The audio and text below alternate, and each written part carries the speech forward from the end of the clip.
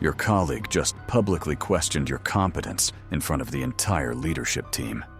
Everyone's watching. Your pulse is racing. Most people would either explode or shrink away defeated. But what if I told you there's a third option? One that not only shuts down the attack, but actually elevates your status in the room. When Marcus Aurelius faced senators who openly challenged his authority, he didn't rage or retreat. He had something more powerful than emotion: strategic silence backed by unshakable principles. The same techniques that helped him lead an empire will help you command respect in any conference room. Because difficult people haven't changed in 2 millennia. But your response to them can. Response number 1. The strategic pause. Picture this. Your boss interrupts you mid-presentation with, "I'm not sure you understand the real priorities here." The room goes silent. Everyone's watching for your reaction. Here's what most people do wrong. They immediately start explaining, justifying, defending. That's exactly what they want. They want you flustered. Instead, try this. Pause for exactly 3 seconds. Look directly at them. Then say, "Help me understand what you mean by that." 3 things just happened. First, your pause showed you're not rattled. Second, you've put the burden of explanation back on them. Third, you've positioned yourself as someone seeking clarity, not someone getting defensive. Epictetus taught that our first response reveals our character. Your pause just revealed executive presence. Try this tomorrow when someone challenges you. Count 3 seconds. Watch them scramble to fill the silence while you maintain control. Response number 2. The redirect question. Your aggressive colleague says, "Your department is always behind schedule." They're trying to put you on the defensive in front of others. Don't take the bait. Don't start listing all your accomplishments or making excuses about resources. Instead, what specific timeline would work better for you? Now watch what happens. They either have to provide constructive input, making them part of the solution, or they reveal they're just complaining without substance. Seneca wrote that wise leaders turn attacks into opportunities for collaboration. You just transformed criticism into consultation. If they can't give specifics, you follow up with, "I'd be happy to discuss realistic timelines when you have some specific dates in mind." You've just shown everyone in the room that you're solution-focused while they're problem-focused. Quick question. What's the most aggressive thing a colleague has said to you in a meeting? Drop it in the comments. I read every single one, and the worst ones become future videos. Response number 3. The assumption check. Someone says, "You obviously don't understand how this works." Whether it's a peer, a boss, or even a difficult client, this hits hard because it questions your competence. Here's your response. "I want to make sure I understand your perspective. Can you walk me through how you see this?" This is brilliant for 3 reasons. First, you're not denying their claim. You're investigating it.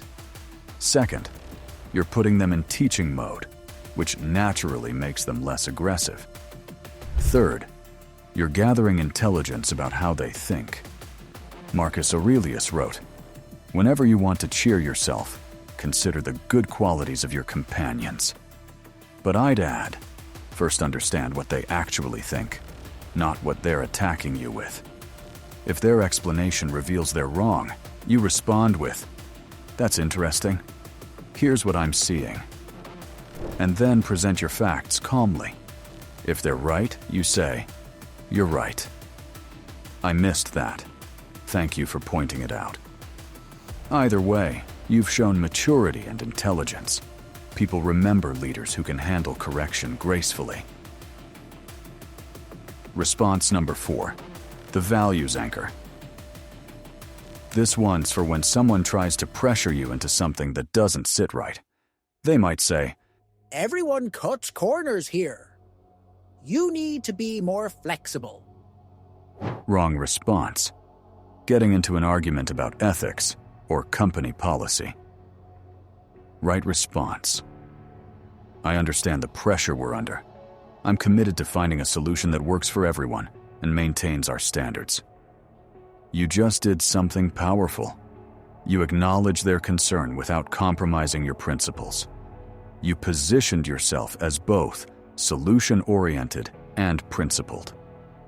Epictetus was a slave who became one of Rome's most respected teachers. Know what he never compromised? His core principles. Even under pressure, even when it would have been easier. When they push back with, "But this is how things work here," you respond, "I appreciate you explaining the culture. Let me think about how to achieve what we need while doing it right." You've just shown that you can be both team-focused and integrity-driven. That's exactly what executives look for in promotion decisions. Response number 5. The gracious close. This is for ending a heated conversation where someone's been pushing your buttons. They've been aggressive, maybe personal, definitely unprofessional. Every instinct says to get the last word, to put them in their place. Resist that instinct. Instead, end with, "I can see this is important to you. Let's both think about it and reconnect tomorrow." 3 things just happened. You acknowledged their passion without validating their behavior. You created space for cooler heads to prevail. And you positioned yourself as the mature one who thinks before reacting. Seneca wrote that the best revenge against unreasonable people is not to be like them. You just demonstrated that principle in real time. Here's the power move. When you reconnect tomorrow, start with, "I've been thinking about our conversation yesterday." You raised some points worth considering. Even if they were completely wrong, find something. Their concern about deadlines, their passion for quality, their frustration with processes. Acknowledge the underlying value, not the poor delivery. Which of these 5 resonates most with your situation right now? Let me know in the comments. And if you've tried any of these, tell me how it went. Notice the pattern here? Every response does 3 things. It maintains your dignity, it gathers information, and it keeps you in control of the conversation. This isn't about winning arguments. It's about demonstrating the kind of composure that gets you noticed by the people making promotion decisions. The Stoics understood something most people miss. Emotional reactions are temporary, but reputation is permanent. Every difficult conversation is an opportunity to show what you're made of. You're not just surviving workplace conflict anymore. You're using it to demonstrate leadership potential. Here's the bonus insight. These same responses work at home. When your teenager challenges your authority, when your spouse questions your decision, when extended family gets pushy about your choices. The pause, the redirect, the assumption check, they work because they respect the other person while maintaining your own boundaries. That's how you build respect everywhere you go.